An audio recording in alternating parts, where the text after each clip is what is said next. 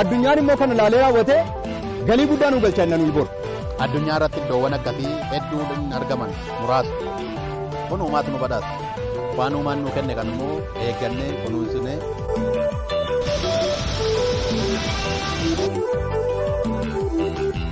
Hawwaa galaan keessaan kunnoo fuullee sayyoo fincaa'aa qexootiif riqicha waaqayyoo walal mootii gaara teessuma bareeda anfilloof gidaamii bosona gargeedaa. Iddoo kana hin daawwanna kanarraa immoo galii guddaa argan uumama kana yommutti agarsiifnu nuyi ittiin boonna addunyaan immoo kana laalee raawwatee galii guddaa nu galchaa nuyi bor.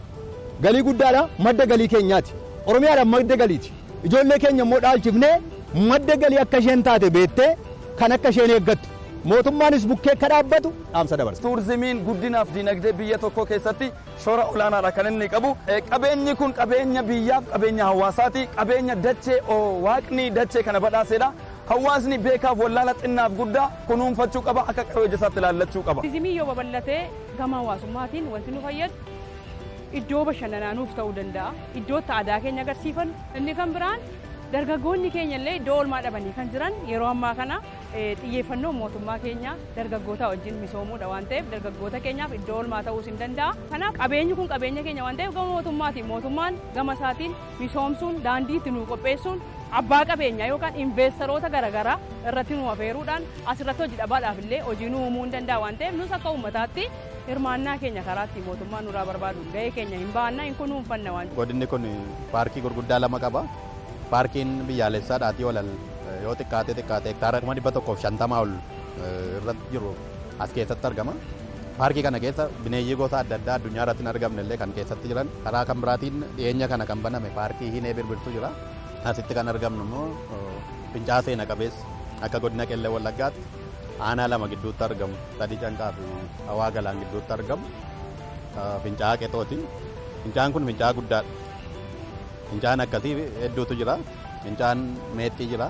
Fincaa'aan abbaa maawoo jira. Akkasumas fincaa'aan birbir jira. Isaan keessaa fincaa'aan kun fincaa'aa guddaadha. Kana qofaatu hin taane godina kana kan adda godhu bakka argama gaara guddaa Wallaggaa Tulluu Walal ta'uu isaati. Bakka hawwata tuuristii kana addunyaa irratti iddoowwan akkasii hedduun argaman muraasa.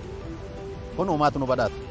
Waan uumaan nu kenne kan immoo eeggannee kunuunsinee ilmaan keenyatti dabarsuutu nurra jiraata. Kun gara boodaatti galma tuurizimii biyyi keenya qabatte dinagdee tuurizimii irratti hundaa'e irratti xiyyeeffannee yoo hojjenne ofiif qofatu hin taane Oromiyaadhaafis Itoophiyaadhaafis madda galii guddaa akka ta'e kan agarsiisu ta'uu isaati. Kanaaf godinni kun godina abdii guddaa qabu.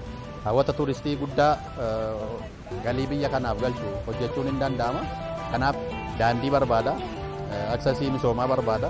Mootummaa naannoo Oromiyaas mootummaa federaalaa waliinis taane hojii jalqabnetti fufna. Abbootii qabeenyaatiin hafeerra. Kanarraa kanaaf immoo akka godinaatti waan hojjennu ofiis hin hojjenna. Hojiin misoomsu, hojiin daangessu, hojiin eegu kan itti fufu ta'uu isaati jechuudha.